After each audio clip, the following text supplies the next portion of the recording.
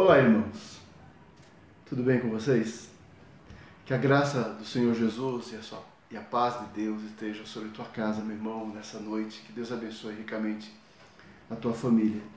Muito obrigado aí pela tua companhia, conosco todas as semanas, estudando a palavra do Senhor. Para a nossa meditação nesta noite, eu convido o irmão a abrir a Bíblia, a sua Bíblia, em Filipenses capítulo 3, versículo 12 a 16. Filipenses 3, 12 a 16.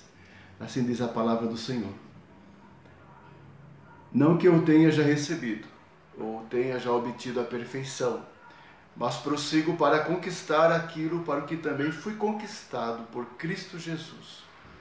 Irmãos, quanto a mim, não julgo havê-lo alcançado, mas uma coisa faço, esquecendo-me das coisas que para trás ficam e avançando para as que diante de mim estão, prossigo para o alvo, para o prêmio da soberana vocação de Deus em Cristo Jesus. Todos, pois, que somos perfeitos, tenhamos este sentimento. E se porventura pensais de outro modo, também isto Deus vos esclarecerá. Todavia, andemos de acordo com o que já alcançamos. Oremos ao Senhor.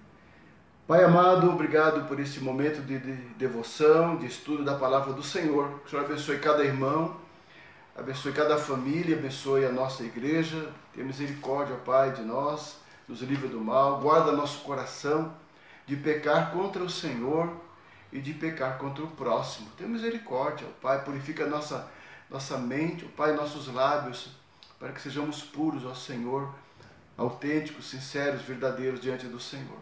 Fala ao nosso coração, perdoa nossos pecados, em nome de Jesus. Amém. Amado irmão, o apóstolo Paulo, quando escreveu esta carta aos Filipenses, estava encarcerado. Ele foi preso por causa da pregação do Evangelho. Mas ele não se sentia derrotado na situação da prisão. Pelo contrário, ele se sentia alegre, contente por sofrer por causa do Evangelho. Estava passando uma situação de adversidade por causa do Evangelho, por pregar o Evangelho. Então ele glorificava o Senhor. E nesta condição, e entendendo esta condição, Paulo se preocupa com o bem-estar daqueles irmãos lá em Filipos, porque havia entre eles tristeza e abatimento quando souberam as notícias acerca de Paulo. Então, a prisão de Paulo trouxe para eles desânimo, desencorajamento. Então Paulo escreve esta carta com muito carinho, com muito apreço e amor fraternal àqueles irmãos para encorajá-los, para não desanimarem em meio às tribulações e nem com a situação dele também. Muito pelo contrário, para que eles também se alegrassem e eles também se regozijassem no Senhor por sofrer por causa do Evangelho. E nesse porção em particular, Paulo, mais uma vez, testemunha, testifica a sua perseverança, a sua fidelidade, a sua determinação. Um homem temente a Deus, um homem consciente do seu chamado, do propósito de Deus na sua vida, do que Deus havia feito, que Deus estava realizando, as oportunidades que ele encontrou na pregação da palavra, na plantação de muitas igrejas. Paulo tinha plena consciência do seu ministério, do seu legado e também daquilo que o aguardava, daquilo que ele esperava mesmo como um pregador do Evangelho. Mesmo estando na prisão, ele olha para frente, ele vislumbra a glória, ele vislumbra a recompensa, ele vislumbra o Senhor. E nessa coragem e nessa postura, Paulo anima aqueles irmãos, encoraja aqueles irmãos para não sofrerem tanto, mas encontrarem também em Cristo Jesus o consolo, o conforto para o seu coração. E aqui nesse texto em particular, Paulo encoraja aqueles irmãos a irem adiante, como o Senhor espera que nós, mesmo diante das dificuldades, das tribulações, do desânimo por causa de algumas situações que vivemos, pelas lutas que nós enfrentamos, alguns irmãos passando lutas tremendas, uns mais, outros menos, mas todos afetados por esta situação de nossos dias, mas temos no Senhor a força, e na palavra de Deus o conforto, e no Senhor a motivação para seguir adiante também, amado, para você seguir adiante. É isso que Paulo está querendo dizer. Eu quero extrair algumas lições para mim, para você também, nessa noite. 3 lições preciosas desta passagem, entre tantas que esse texto rico assim nos oferece. A primeira lição é a seguinte, ó, Paulo, ele sabia exatamente o que ele precisava fazer. Ele sabia exatamente. Versículo 12 e 13 diz assim, olha, não que eu tenha já recebido ou tenha já obtido a perfeição, mas prossigo para conquistar aquilo que também, para o que também fui conquistado por Cristo Jesus. Irmãos, quanto a mim, não julgo havê-lo alcançado, ou seja, a perfeição aqui nesta vida. Mas uma coisa faço, esquecendo-me das coisas que para trás ficam e avançando para as que diante de mim estão. Paulo era um homem seguro da graça de Deus na sua vida. Então ele sabia exatamente o que ele tinha para fazer. Ele tinha noção da sua condição espiritual, não se julgava perfeito ainda, ele aguardava como o seu ensinamento nas cartas, que a nossa perfeição em Cristo vai ser completa na glória. Mas ele se esforçava, ele sabia que, mesmo não sendo perfeito, deveríamos nos esforçar buscando a perfeição, buscando o crescimento, buscando o progresso espiritual, como Pedro diz na sua carta, antes crescei na graça e no conhecimento do Senhor Jesus. É assim a jornada do crente, contínua, é um andar, é um progresso, dia a dia, do conhecimento do Senhor, é um crescimento, é andar na fé. É progredir na fé, é crescer na fé, é crescer no aperfeiçoamento. E Paulo sabia muito bem disso, né? Mas ele, com essa consciência, ele usou a figura de uma corrida, ou seja, como se ele estivesse numa corrida, e é muito próprio dos seus dias, ele usa essa figura, ele usa mais de uma vez essa figura do atleta que está numa corrida, e tem um alvo à frente. Então, com esse alvo à frente, um atleta se põe no seu objetivo de correr e alcançar o prêmio, né? O prêmio desta corrida. E assim ele diz que na vida cristã também é assim. Temos que avançar, temos que progredir como que um atleta correndo em busca do seu prêmio. É o que diz o versículo 14. Prossigo para o alvo, para o prêmio da soberana vocação de Deus. Eu prossigo, eu avanço, eu vou adiante. É assim que Paulo fala. Ou seja, é essa lição que eu quero que você guarde no seu coração. Paulo sabia exatamente o que fazer. No versículo 13 ele diz, esquecendo-me das coisas que para trás ficam e avançando para as que estão diante de mim. 2 atitudes importantes em nossa corrida espiritual, né? Até a glória, a perfeição em Cristo Jesus, né? Avançar. Ele não permite que nada desvio da sua rota. Por isso, assim, eu deixo para trás, eu me esqueço das coisas que para trás ficam e avanço para as que diante de mim estão. O propósito de Paulo, ele é definido e é muito claro. Não há insegurança em Paulo, não há dúvida. Não há dúvida da sua fé, da sua esperança, da sua salvação, do que ele aguarda. Um crente consciente da graça de Deus, que experimenta a graça de Deus, tem tribulação, tem lutas, né? E lutas grandes como Paulo teve, mas jamais se entrega, jamais é derrotado, jamais é vencido. Ele sabe quem ele é e para onde vai. Então, nesta jornada, é importante que o cristão, o crente maduro, ele tem a concentração, ele não perca a concentração, como um verdadeiro corredor na sua jornada. Ele não pode perder a concentração em direção ao seu objetivo, né, ao seu objetivo. E na vida diária, meu irmão, no nosso cotidiano, são muitas as possibilidades de distrações, de nos tirar do foco espiritual. tirar do alvo que é glorificar a Deus, uma vida que agrada a Deus, a vontade de Deus, se deleitar no Senhor. Então as preocupações do dia a dia, as adversidades, as turbulências, as coisas que não dão certo, sabe, são distrações, muitas distrações, para nos deixar perder o foco, a visão da vontade de Deus, da presença de Deus, do cuidado de Deus. Quão importante é a concentração. Olhar, avançar, progredir. Então, vamos tirar aqui duas lições desse texto aqui, muito interessante. A primeira lição é do esquecimento. Esquecendo-me das coisas que para trás ficam.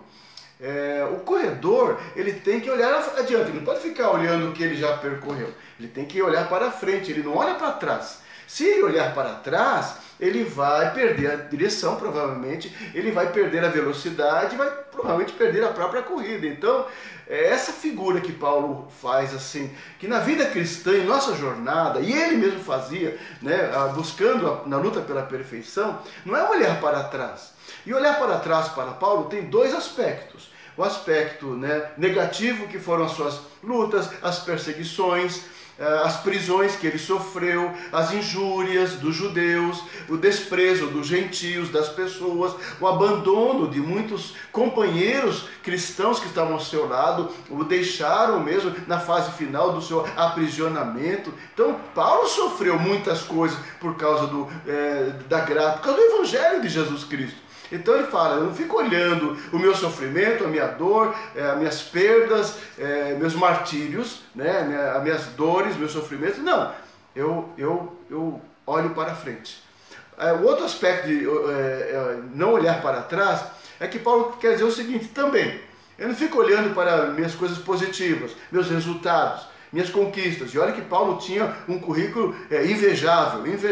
Mesmo antes da sua conversão, era um judeu exemplar, irrepreensível, fariseu, conhecedor da teologia judaica. Depois da sua conversão, então, pela graça de Deus, um homem extraordinário, um teólogo, um pastor, um missionário na essência da palavra, um plantador de igrejas. Quantas pessoas não foram alcançadas pela pregação do Evangelho através do apóstolo Paulo? Quantas igrejas não nasceram através do ministério do apóstolo Paulo? Sem dúvida nenhuma. E ele, nas suas epístolas, ele saúda muitos irmãos e igrejas que ele guardava no seu coração e intercedia por todos eles, todos os dias. Um homem maravilhoso, um legado extraordinário. Mas Paulo diz o seguinte, eu não fico olhando para trás. Eu não fico levantando tudo isso novamente para se orgulhar, para se envaidecer de alguma coisa. Claro que não, claro que não. Paulo tinha bem noção disso e não se deixava levar por isso. Porque lá na igreja em Filipos haviam pessoas assim. Haviam pessoas soberbas, haviam pessoas que só murmuravam, haviam pessoas que geravam muitas contendas, havia disputa, havia ciúmes entre os irmãos. Havia ciúmes entre os irmãos na igreja. Isso é muito comum haver as pessoas, né? A nossa fragilidade, a nossa infantilidade, a nossa carnalidade nos leva até essas situações de inveja, ciúmes, brigas, picuinhas, contendas. E Paulo diz assim, olha, eu não fico olhando para trás, nem para as lutas que eu tive, nem para as glórias que eu obtive no ministério. Eu olho para frente, eu prossigo, eu vou em frente, vou para aquilo que Deus ainda tem preparado para mim. Que coisa interessante, né? O esquecimento, às vezes nós precisamos ter essa noção para seguir adiante, meu irmão. Às vezes nós paramos no tempo, ficamos olhando o quê? Né? O que nós ficamos olhando muitas vezes, né? Aqui nós já realizamos, eu já fiz, já fiz, a minha parte já foi feita, agora eu vou só descansar. Não, no reino de Deus não tem isso, não existe isso no reino de Deus. Não existe isso no reino de Deus. Nós estamos na jornada. O que foi feito, a glória de Deus. Então foi feito já. Que Deus seja engrandecido nisso. E as minhas lutas, minhas dificuldades ficaram para trás. Eu não posso me deter na minha vida cristã, minha jornada, no meu trabalho. Tem que ser firme, inabalável, sempre abundante, sempre adiante, fazendo mais e mais para o reino de Deus. É o que diz Paulo aqui, eu prossigo para o alvo. Então, vamos lá. Esquecimento, primeira lição aqui, ele sabia muito bem o que fazer. Tem que deixar coisas para trás, virar a página. Vira a página, está magoado, está entristecido, está decepcionado, vira a página, segue adiante. Meu irmão vai ficar parado no tempo? Não, o crente não pode, o crente maduro não. Ele absorve as situações, ele processa os acontecimentos, ele extrai lições para a sua vida espiritual e ele segue adiante, sempre firme, com perseverança na obra do Senhor, na obra de Deus, na mão de Deus, né? A segunda lição aqui, nesse ponto, nesse primeiro ponto, é avançar sem vacilar. Paulo continua avançando para o que está adiante. Meu irmão, avance para o que está à frente. Não fica olhando para trás, no retrovisor do seu carro. Olhe para frente, no retrovisor da tua vida. Olhe para frente, avance.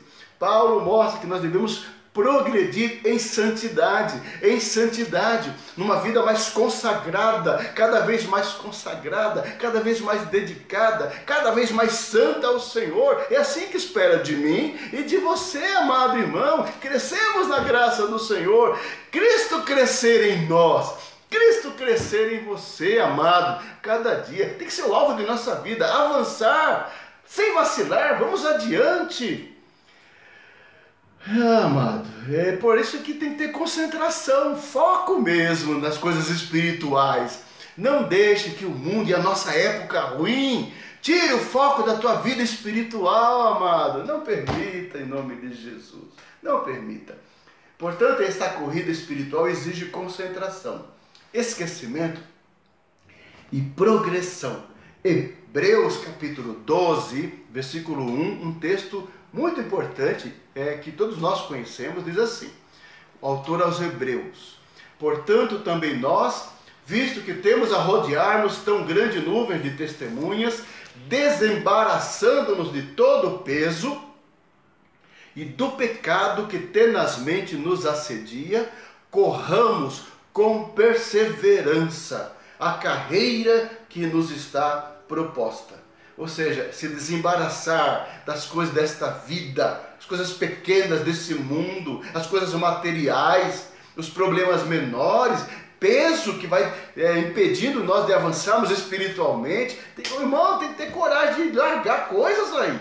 E pecado também, que atrapalha a vida. Coisas escusas, coisas mal feitas, comportamentos errados. Temos que pedir a graça de Deus, santidade, nos arrependermos e corrigir e correr adiante a jornada que está proposta para nós. Com perseverança, irmão, com firmeza, com fidelidade, a carreira que está proposta a todo crente, como diz o autor aos Hebreus. Texto maravilhoso. O apóstolo Paulo, na sua carta aos Coríntios, capítulo 9, versículo 24 a 27, ele diz assim, usando a mesma figura do corredor, do atleta, ele diz assim: não sabeis vós que os que correm no estádio, todos na verdade correm, mas um só leva o prêmio? Correi de tal maneira que o alcanceis. Todo atleta em tudo se domina, aqueles para alcançar uma coroa corruptível, nós, porém, a incorruptível.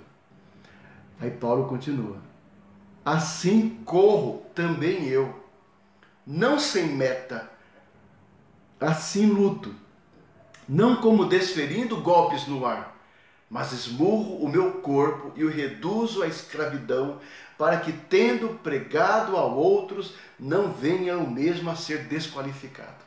Essa é a luta, é o andar do crente, é luta de santidade, é luta contra o pecado, contra a carne, luta diária. É o crente buscando no Senhor uma vida espiritual, uma vida consagrada. Paulo diz assim, né? Atos 24, versículo 16, diz assim: por isso também me esforço por ter sempre consciência pura diante de Deus e dos homens.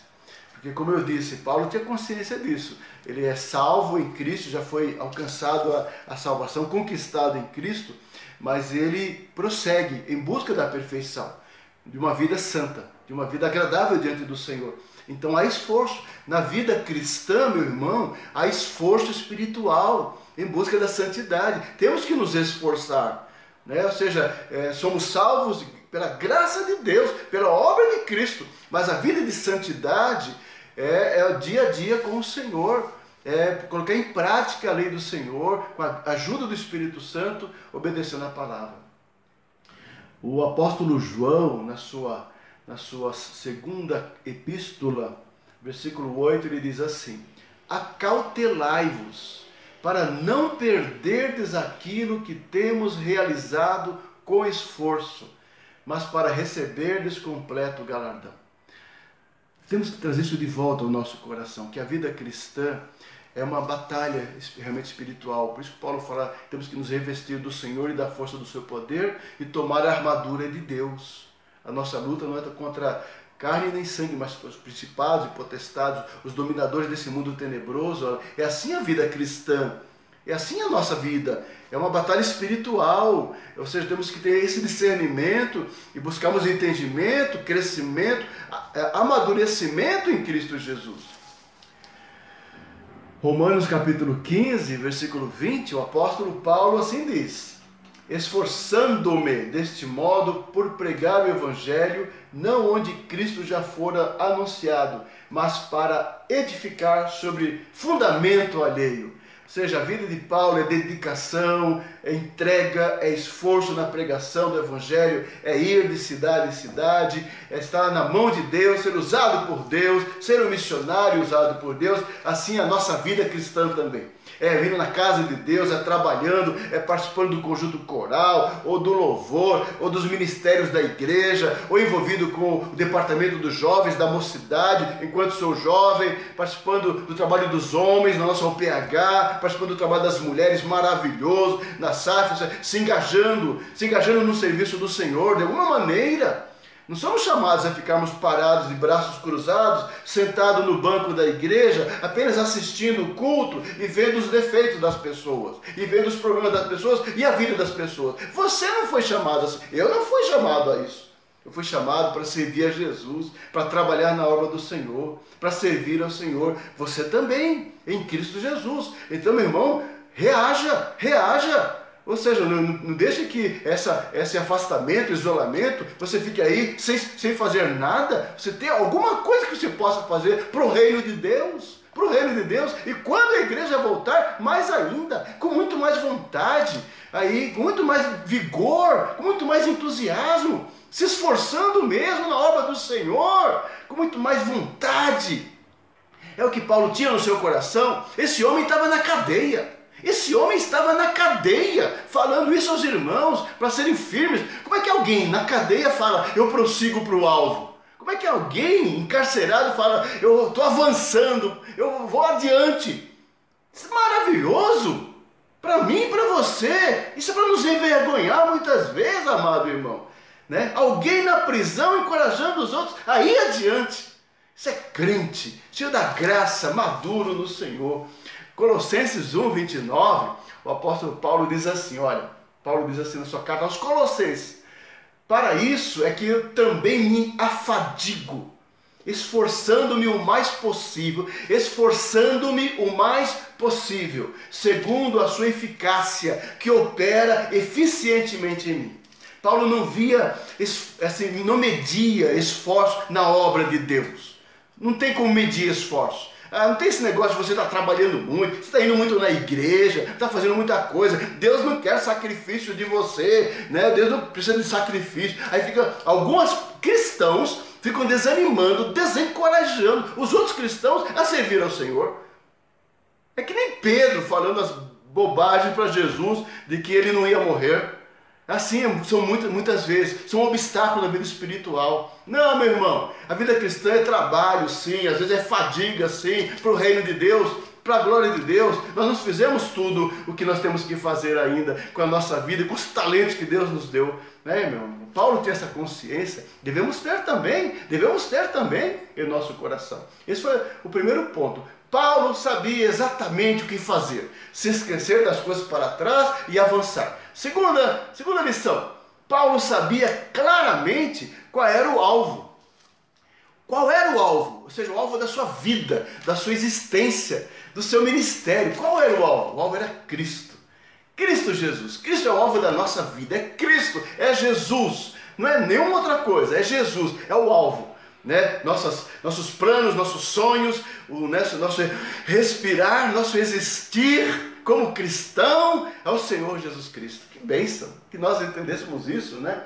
Na corrida espiritual, o alvo é Cristo Jesus, diz assim o apóstolo Paulo, né? No versículo, capítulo 3, versículo 8, Paulo diz assim, olha, sim, deveras considero tudo como perda por causa da sublimidade do conhecimento de Cristo Jesus, meu Senhor, por amor do qual perdi todas as coisas e as considero como refúgio para ganhar a Cristo. Paulo tem essa consciência que o tesouro maior da vida ele já tinha alcançado, que é uma vida com Deus, é a salvação em Cristo Jesus. As outras coisas todas são, eu considero como refúgio, porque nada é comparado ao conhecimento em Cristo. Então Paulo sabia qual era o seu alvo: atingir a perfeição espiritual em Cristo Jesus. Quero, nesse ponto, 4 textos apenas. Olha, Filipenses 1, 21, Paulo diz assim, seu testemunho: porquanto para mim o viver é Cristo e o morrer é lucro. Para mim o viver é Cristo e o morrer é lucro, porque é Cristo na eternidade, para sempre e para sempre. Gálatas 2, 20, Paulo também fala assim, olha, logo já não sou eu quem vive, mas Cristo vive em mim. E esse viver que agora tenho na carne, vivo pela fé no Filho de Deus, que me amou e a si mesmo se entregou por mim. Esse viver que temos é viver pela fé em Jesus que morreu por nós.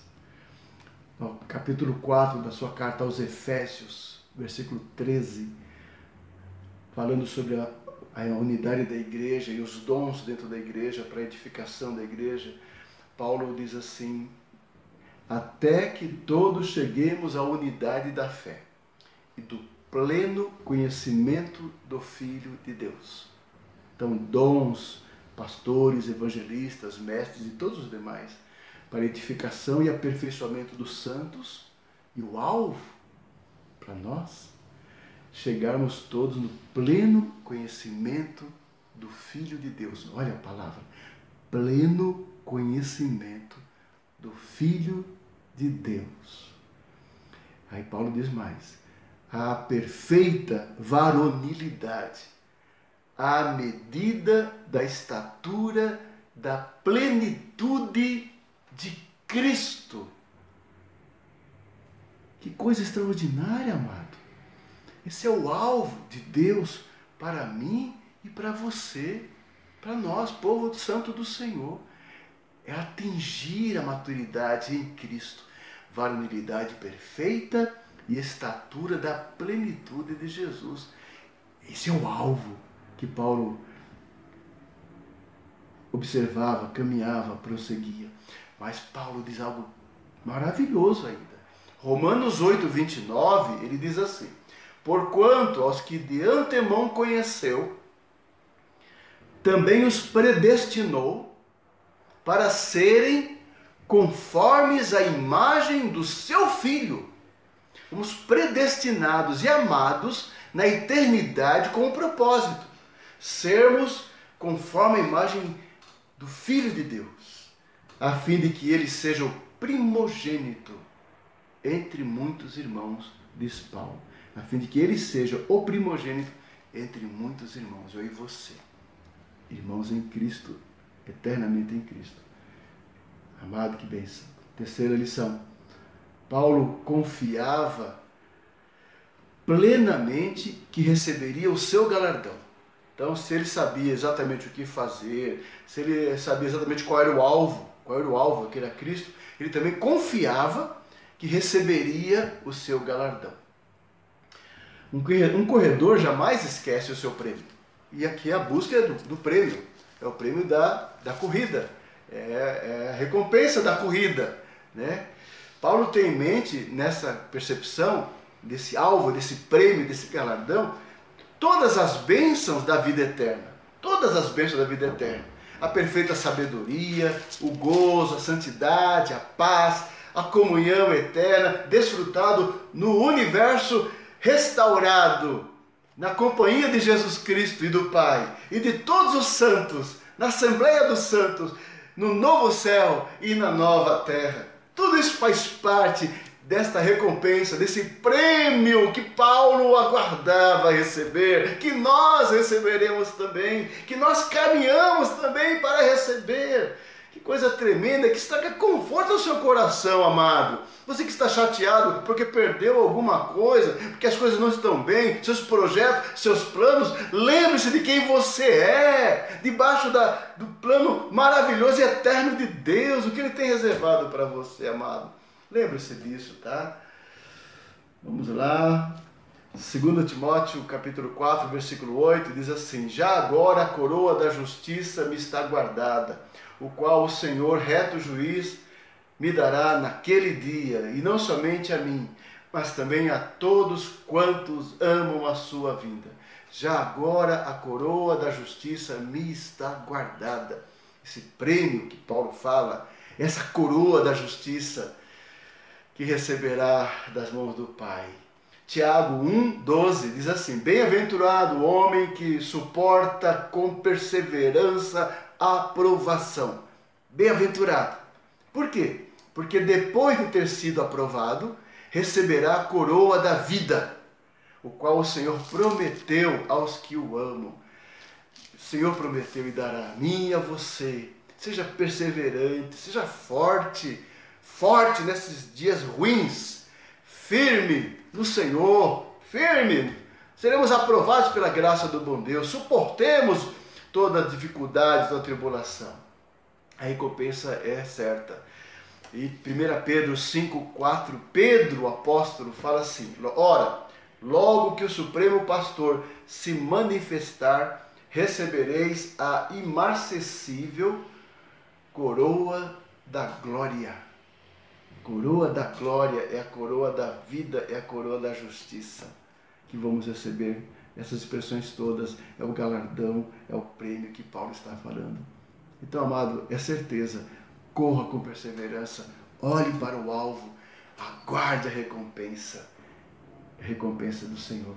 Apocalipse 2,10 diz assim: não temas as coisas que tens de sofrer. Eis que o diabo está para lançar alguns em prisão dentre vós, para serem expostos à prova, e tereis tribulação de 10 dias. Sê fiel até a morte, e dar-te-ei a coroa da vida. Ainda no capítulo 3, versículo 11, ele diz: venho sem demora, conserva o que tens, para que ninguém tome a tua coroa.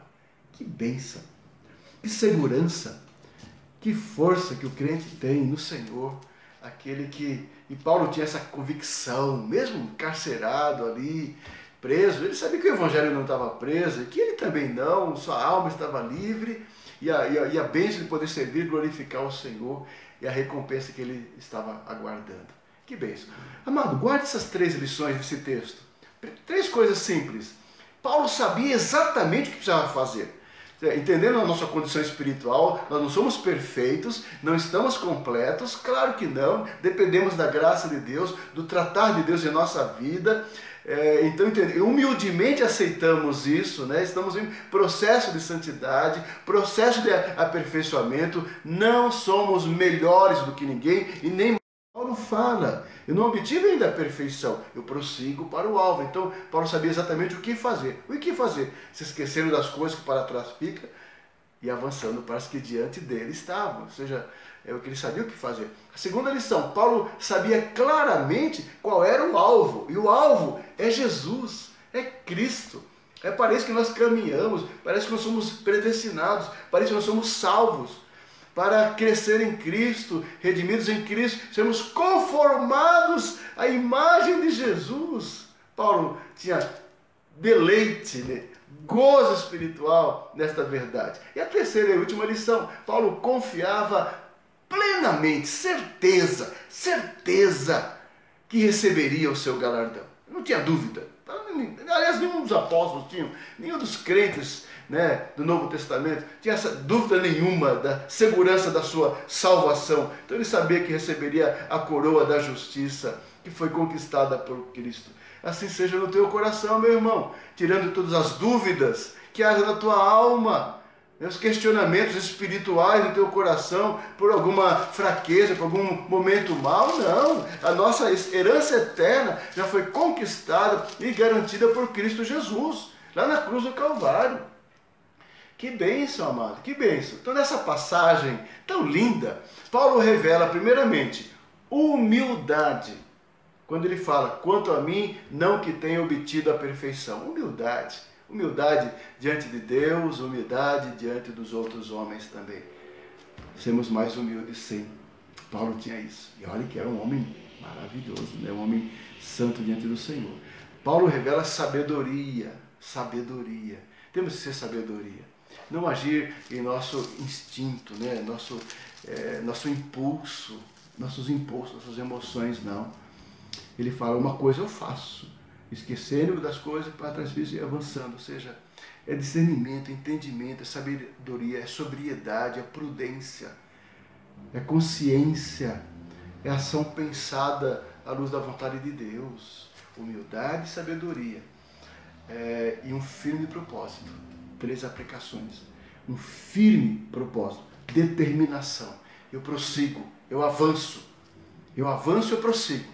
O crente tem que ter essa determinação.